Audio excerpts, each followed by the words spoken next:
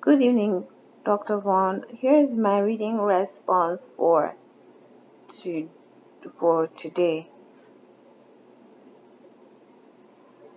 I'm starting with the Franklin readings. Um, in in the first in the chapter about tourism and bodies, tourism of body and nature. Franklin makes the argument that nature and the body are intertwined, and when tourism comes to the fore, visualization is just not enough for the tourist anymore, but tourists want to engage in subjective activities with their bodies, such as mountain climbing or bungee jumping. Initially, tourism used to be about the aesthetic beauty of nature. Franklin then proceeds to give us examples of how tourism consumed nature or idealized it from the Greco-Roman period to early modern Britain. The American tourists viewed nature through the windows of their car. Hillbillies who belonged to a lower socio-economic status were relocated from their natural location and farmlands, which was outdoors. They were seen as unsuitable to be part of nature. Instead, they were made to perform their culture just as the Maasais in the Maya Ranch.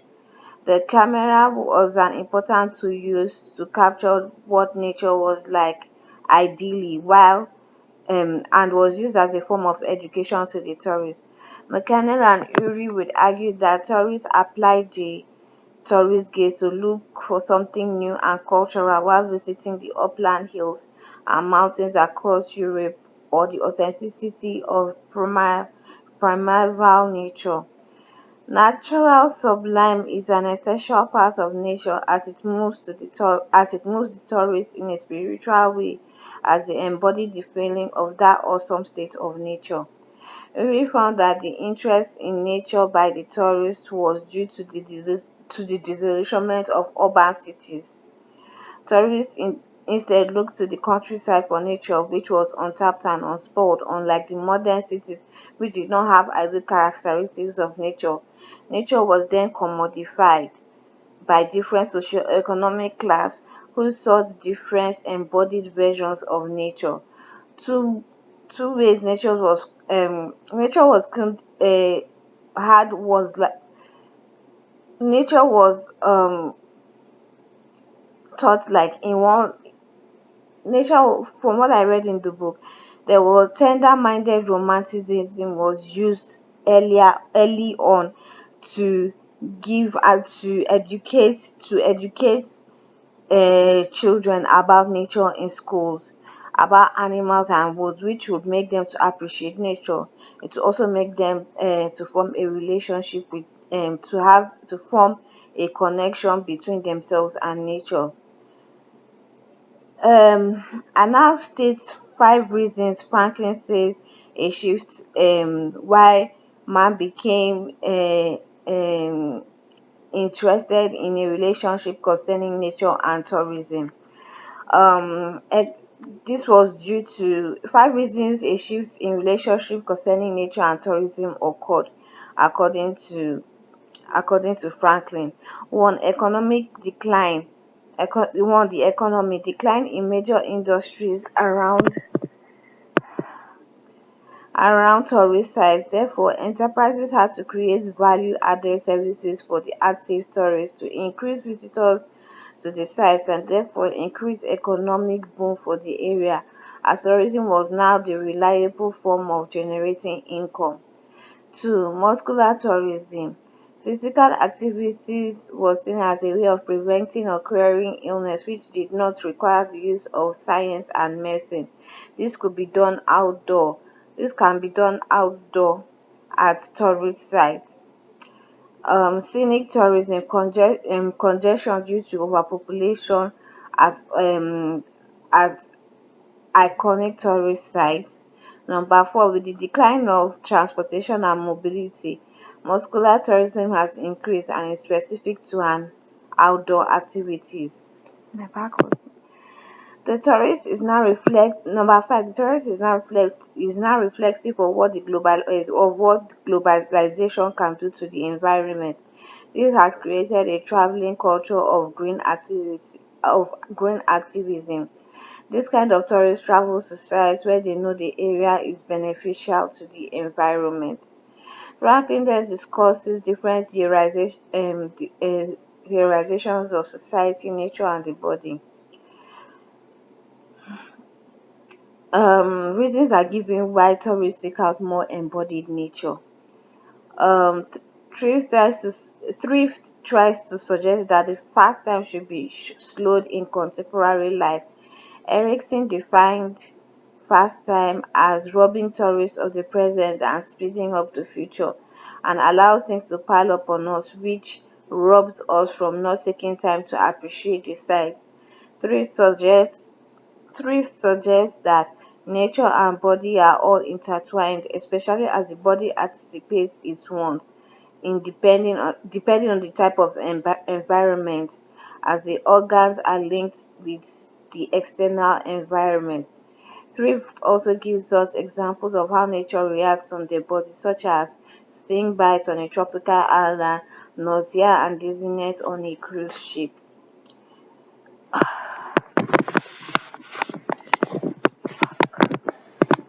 Franklin gives us examples of um, how the body engages with nature through tourist activity. For example, surfing helps the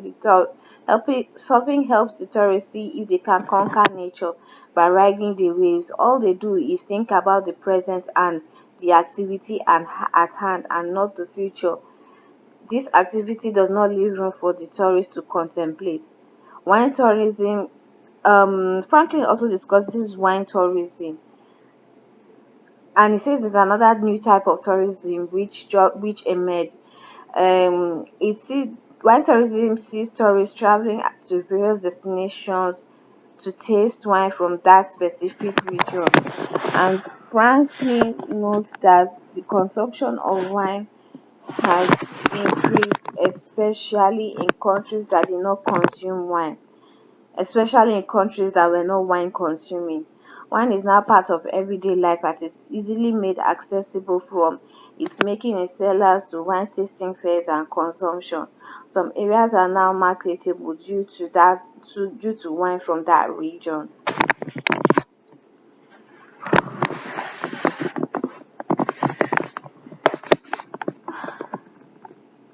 Okay, so I'm going to move on to sex and tourism. Sex at Blackpool Bridge. Franklin argued that sex has now become a part of tourism, especially in towns and cities which are beside the sea. For example, Blackpool town advertises sex as an important and main tourist activity of the city or the town. A group of observers came to the city to examine how sex operates in this town.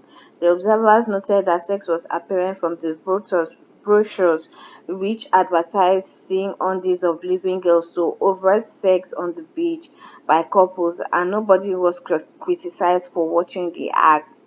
Blackpool used the body to convey messages of sex appeal from the beach to the theater. The mass observers noted that sexualized performances occurred from day to night in a comedic way. However, safety had to be applied for the male girls, as they needed to have control over their bodies, as they did not want to have sexual encounters with strangers, people that were not from their town, but rather they would prefer the familiar person. They would rather prefer the familiar, someone who they knew from their town, from Blackpool. Sexualizing tourism. Post-Fordist strategy of tourism created segmented niches of sex tourism markets. For example, brochures for single gay and lesbian for brochures for single gay and lesbian and married people to make sex an attraction to tourist sites. Men from Europe travel to other continents such as Asia and Africa for sex, because it is cheaper and easier to acquire in these locations than back home, where it costs more. Sex tourism through these men thrive for a reason. One, the search for something new. They do not find themselves physically appealing based on Western standard of physical attraction or beauty. However, in these sex tourist sites, attention to their physical appearance does not matter. Sometimes these sexual experiences goes hand in hand with establishing relationship with the sex workers. Sex tourism in these locations cater to different sexual orientations. However, Franklin says that the relationships are seen as the male Western tourist exploiting um the the third world sex worker. However, this is a reverse in as the Western female tourist and her Caribbean um companion are a representation of romance tourism, because the women also go there maybe um due to their to their due to their marital status, and again based on physical appearance. So um the men on the Caribbean beaches also know this is a business, and they also tend to market themselves to the Western female tourists. And Franklin says that this is not unlike the male version who does it to the prostitute or the sex worker in Asia or Africa. It is it has like a deeper a past it has a past connotation where the woman where it's seen as older women like younger men who fulfill their sexual desires. Um, and there are different categories of Western female tourists that go to these Caribbean islands. They have the ones that go there just for just for the fun. They are the ones that are the regulars, and they are the ones that go there due to their physical appearance. Then from there I go to BKG, confusing pleasures. BKG discusses how officials of the Los Angeles Festival strove not to create ethnographic meanings of performance for the audience. They ensured that art forms performed to the audience were not fragmented pieces which conveyed meaning to the audience. Um, the aim of the organization was to include performances which did not have folkloric and ethnic meaning, which was tagged cultural baggage. But BKG argues that cultural baggage is a product of labored ethnography, which is seen through the festivals, and therefore was not a nuisance, and therefore should not be seen as a nuisance, but instead should be should be praised. BKG also discusses culture shock as a concept which appeals to the public audience in an empathetic manner. Shock serves as a prelude to intimate knowing, and shock becomes normalized in this situation. BKG argues that the ethnographer becomes familiar to what she is studying, and therefore becomes a stranger to herself. BKG argues that performances at festivals are narratives of everyday life which are made through low theatrical presentations with an abundance of information, which also causes the performers themselves to be reflective.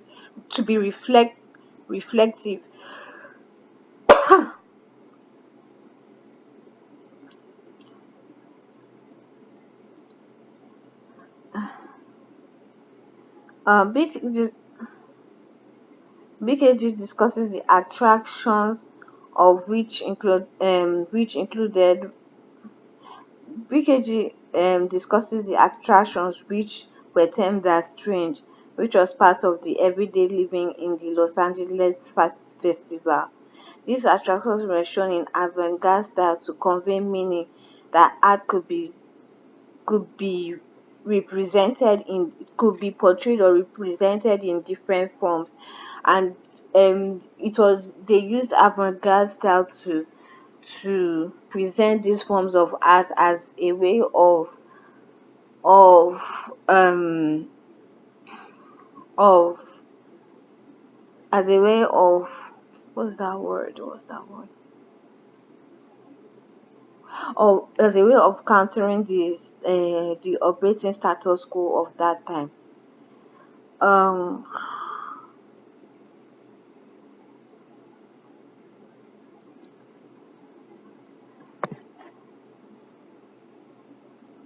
okay, then I go to the next chapter, secrets of encounter. BKG discusses the logic of concealment, which explores epistemological processes and interpretation of African objects. She says interpretation of African objects is based on what cannot be revealed, instead of popular African tropes of otherness. BKG goes forward to ask questions about secrets and artifacts. BKG argues that secrecy is kept amongst Africa, that the secrecy about the about the African artifacts is kept among amongst Africans themselves, and therefore ethnographers and tourists cannot know the secret. Sec- um, cannot know the secret. BKG.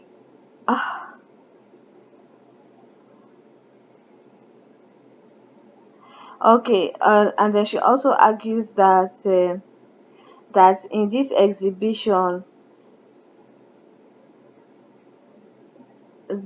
secrets announce itself twice. One as a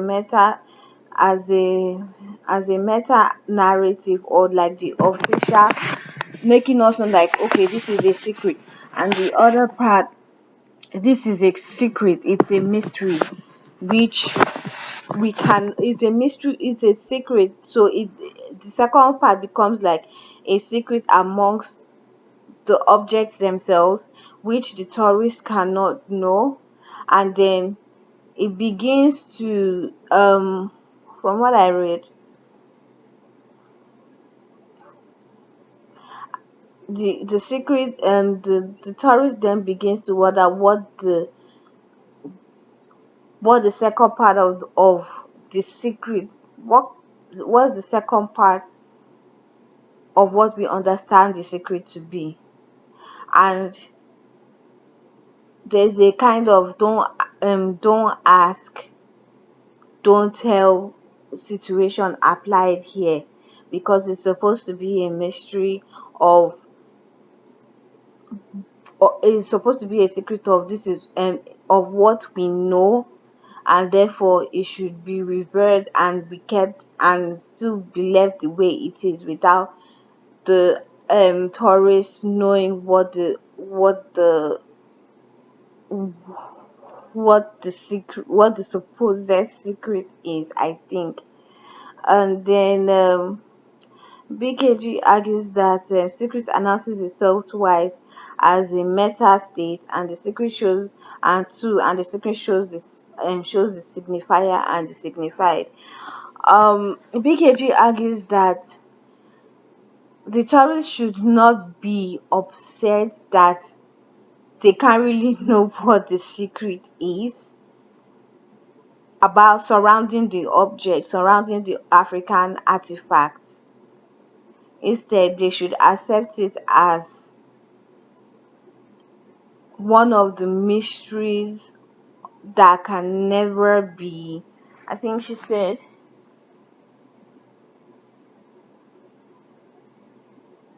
okay, okay, BKG argues that visitors should find deferral pleasure rather than frustrating, and should not find it frustrating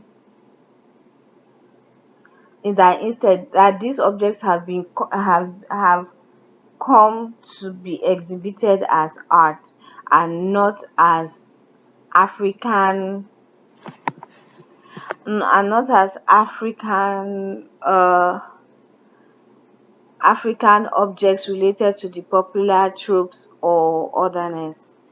Um, she also argues that hiding and showing are mutually exclusive, and secrecy is performed in the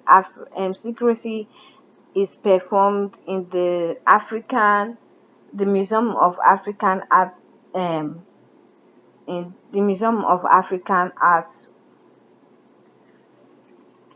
I I think basically what she's saying is that the tourists should derive pleasure from not exactly knowing the meaning of the objects, because the objects carry their own secrets of meaning. And so there's the official meaning, and then there's the second meaning, which is not the official meaning, and the tourists can never know that second meaning. I guess that's what she's trying to say. uh Disputing taste. BKG argues that bad taste can be recycled to good taste depending on the processes it passes through. Its value can be regained not only in heritage production but in everyday life, which also makes and remakes the social hierarchy. BKG agreed that bad taste and good taste can instead be termed as classic and grotesque. Bad taste is perceived with negative connotations, for example, that value of an estate will go down if the exterior surroundings are not well maintained, while good taste connotes honesty, truth and materialism. BKG goes on to give us differences between good taste and bad taste. BKG lists characteristics of good taste as universality, singularity and which timelessness. And examples of such things are objects which do not require constant revision, but they are left the way they are from creation. They never go through, they are not recycled, they are not they don't go through any recycling or revisioning. So all these are such objects are timeless because they never go through any change, and they are universal. Bad taste is also unreal. Um, BKG also says that bad taste is also unreal as they are made and easily recognizable and artificial. BKG then defines kitsch as a theory that does not apply critical judgment but tells us what to think and feel. It is I was kind of confused because I was like, I really don't know what the meaning of this kitsch is. So I went to Google it and I found that it's is kitsch is art or other objects that, generally speaking, appeal to popular rather than high art taste. Such objects are sometimes appreciated in a knowingly ironic or humorous way. The word was first applied to artwork that was a response to certain divisions of 19th century art with aesthetics that favored what later art critics would consider to be exaggerated sentimentality and melodrama. Hence, kitsch is closely associated with sentimental art. Kitsch is also related to concept of camp because it is humorous and ironic in nature. And BKG says that kitsch was basically used by kitsch is considered low culture art, created low culture art as it was created for people with lower socioeconomic class than people of that would like high culture art. So I think what BKG was saying, that high culture art needed to be reproduced. So it I think it was reproduced. um, some things from high culture was mass produced and made low culture for it to be affordable to the people that could not afford high culture. And so kitsch became something that an artifact of low culture which people with low socioeconomic class could afford, instead of of buying art, high culture art which they could not afford. I think that's what BKG was trying to say. And because of this, um, and because of this, BKG said that kitsch was used as the method or as a way of sustaining art, of sustaining low culture art.